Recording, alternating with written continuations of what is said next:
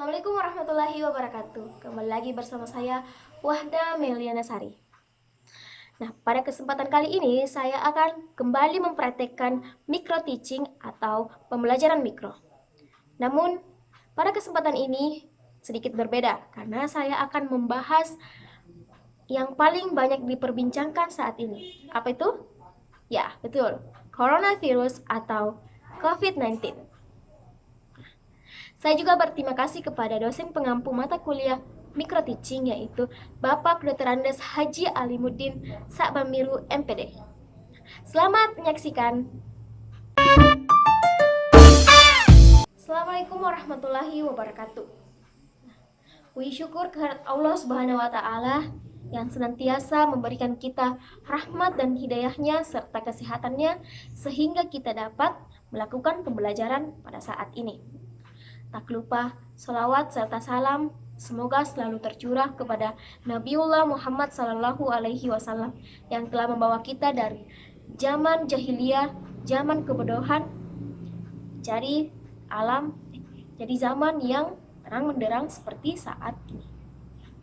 Pada kesempatan kali ini, saya akan membahas tentang apa yang sekarang viral, yaitu COVID-19. Perlunya membahas virus corona sekarang ini adalah untuk mengedukasi masyarakat tentang apa itu virus corona, cara penyebaran virus corona, gejala virus corona, dan cara pencegahan agar tidak terpapar virus corona. Karena banyak sekali hoaks yang bertebaran di luar sana yang dapat menyesatkan masyarakat. Kita akan mengulik apa itu virus corona.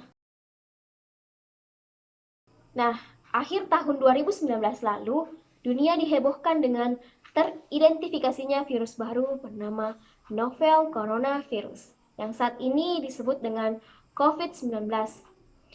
Virus berbahaya ini membuat banyak masyarakat di dunia sangat resah dan meningkatnya standar keamanan di berbagai negara termasuk Indonesia.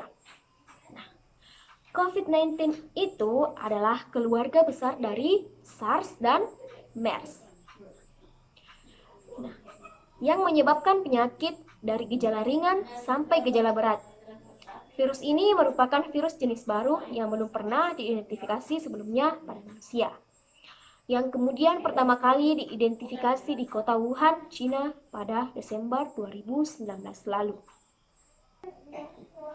Virus corona saat ini telah menginfeksi lebih dari 100 negara di dunia dan mengakibatkan puluhan ribu orang meninggal dunia. WHO pun telah menyatakan virus corona ini sebagai pandemi.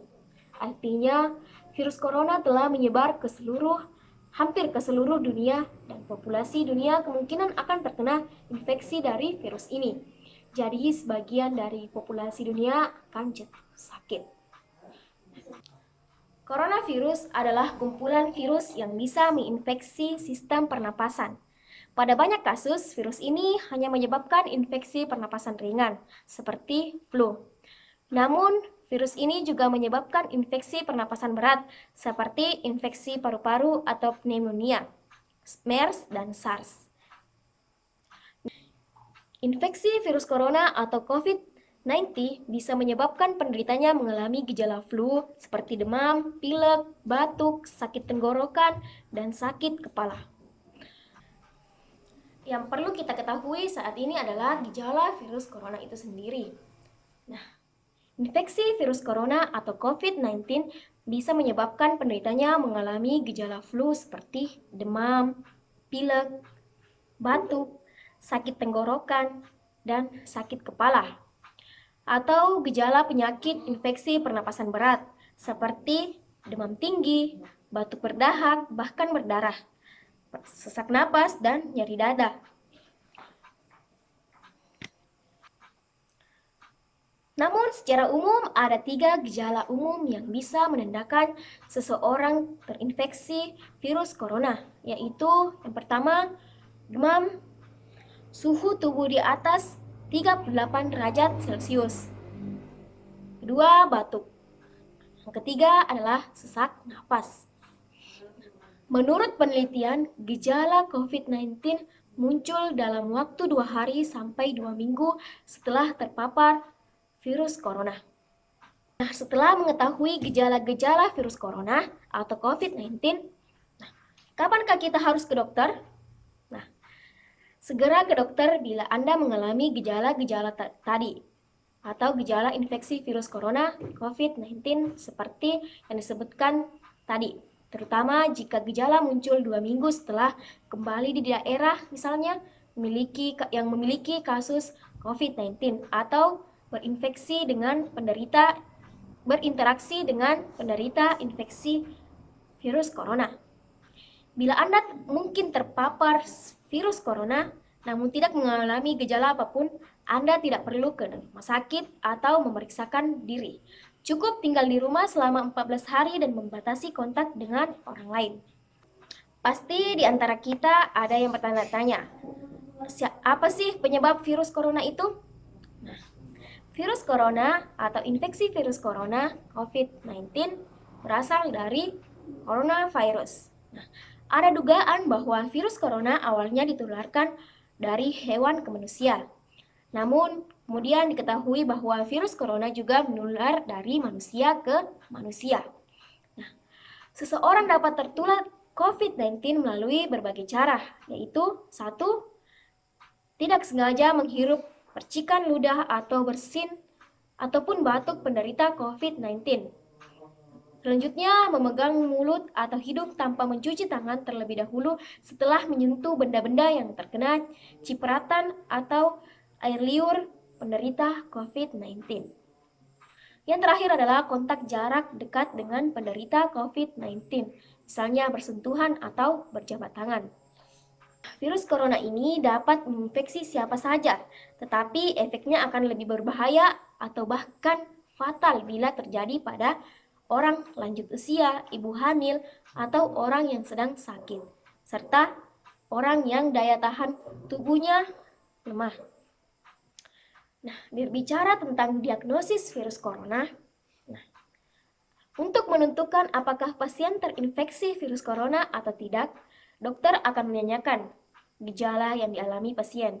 Dokter juga akan bertanya apakah pasien bepergian atau tinggal di daerah yang memiliki kasus infeksi virus corona sebelum gejala muncul. Guna memastikan diagnosis COVID-19, dokter akan melakukan pemeriksaan lanjutan seperti berikut. Nah, yang pertama, uji sampel darah.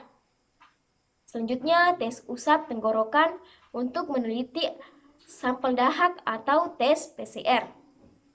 Yang selanjutnya adalah ronsen dada untuk mendeteksi infiltrat atau cairan di paru-paru. Nah, infeksi virus corona atau COVID-19 belum bisa diobati. Tapi ada beberapa langkah yang dapat dilakukan dokter untuk meredakan gejala dan mencegah penyebaran virus, yaitu 1. Merujuk penderita COVID-19 untuk menjalani perawatan dan karantina di rumah sakit rujukan. Selanjutnya, memberikan obat pereda demam dan nyeri yang aman dan sesuai kondisi penderita. Menganjurkan penderita COVID-19 untuk melakukan isolasi mandiri dan istirahat yang cukup, serta menganjurkan penderita COVID-19 untuk banyak minum air putih untuk menjaga kadar air atau kadar cairan tubuh. Nah, selanjutnya adalah cara pencegahan virus corona. Pada saat ini belum ada vaksin untuk mencegah infeksi virus corona atau COVID-19. Apalagi ada hoaks yang bertebaran di luar sana yang menyatakan bahwa telur adalah mencegah virus corona. Nah, itu benar-benar salah. Karena oleh sebab itu, jangan mudah percaya pada hoaks-hoaks yang bertebaran. Oleh sebab itu, cara pencegahan yang terbaik adalah dengan menghindari faktor-faktor yang bisa menyebabkan Anda terinfeksi. Nah, caranya yang pertama adalah hindari bepergian di tempat-tempat umum dan ramai pengunjung atau social distancing. Gunakan masker saat Anda beraktivitas di tempat umum atau keramaian. Rutin mencuci tangan dengan air dan sabun atau hand sanitizer yang mengandung alkohol minimal 60% setelah beraktivitas di luar rumah atau di tempat umum. Selanjutnya, jangan mencuci mata, mulut, dan hidung sebelum mencuci tangan. Hindari kontak dengan hewan, terutama hewan liar. Bila terjadi kontak dengan hewan, cuci tangan setelahnya. Masak daging sampai benar-benar matang sebelum dikonsumsi. Tutup mulut dan hidung dengan tisu saat batuk atau bersin. Kemudian buang tisu ke tempat sampah. Yang selanjutnya adalah hindari berdekatan dengan orang-orang yang sedang sakit, demam, batuk, atau pilek. Jaga kebersihan benda yang sering disentuh dan kebersihan lingkungan. Nah, untuk orang yang diduga terkena COVID-19 atau termasuk kategori ODP atau orang dalam pemantauan, ada beberapa langkah yang bisa dilakukan agar virus corona tidak menular ke orang lain. Yaitu, jangan keluar rumah kecuali untuk mendapatkan pengobatan. Nah, periksakan diri ke dokter hanya bila Anda mengalami gejala gangguan pernapasan yang disertai demam atau memenuhi kriteria PDP atau pasien dalam pengawasan. Usahakan untuk tinggal di rumah terpisah dari orang lain dan untuk sementara waktu. Bila tidak memungkinkan, gunakan kamar tidur atau kamar mandi yang berbeda dengan orang lain. Larang dan cegah orang lain untuk mengunjung atau menjenguk Anda sampai Anda benar-benar sembuh. Sebisa mungkin, jangan melakukan pertemuan dengan orang yang sedang sakit. Selanjutnya, hindari berbagai penggunaan alat makan dan minum, alat mandi, serta perlengkapan tidur dengan orang lain. Pakai masker dan sarung tangan bila sedang berada di tempat umum atau sedang berada bersama orang lain. Gunakan tisu atau penutup mulut dan hidung apabila batuk dan bersin. Lalu segera buang tisu ke tempat sampah. Ya, kita sekarang makin mengerti. Virus ini sangat gampang menular. Tapi walaupun begitu, kita masih harus tetap usaha dan optimis di kondisi sekarang ini. Kalau mau dibandingkan dengan dahulu, manusia pernah mengalami wabah yang jauh lebih buruk, yaitu flu babi di tahun 2009 dan flu Spanyol di tahun 1918, yang merupakan pandemik terparah di dalam sejarah. Tentu semua bisa kejadian karena keadaan pada saat itu, ekonomi dan teknologi masih belum mendukung pada saat itu. Berbeda halnya dengan sekarang, teknologi sekarang semakin canggih, apalagi teknologi kesehatan yang kita miliki jauh lebih baik dibanding yang dulu. Dan kerjasama antar negara yang semakin erat dan bantuan dari pahlawan-pahlawan kita yaitu dokter, semoga kita semua bisa keluar dari pandemi ini. Sampailah kita di penghujung waktu.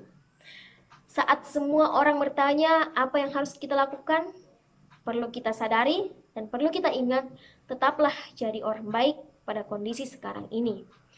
Belilah barang secukupnya, berilah lebih untuk mereka yang harus bekerja di luar sana. Tetap tenang dan berkepala dingin, jaga diri dan jaga keluarga. Jangan lupa banyak berdoa. Dan satu lagi, kita beri apresiasi yang tinggi bagi mereka yang berada di barisan paling depan, yang bekerja tanpa pamrih untuk menyelamatkan kita semua. Nah, akhir kata, billahi taufiq wal hidayah. Wassalamualaikum warahmatullahi wabarakatuh.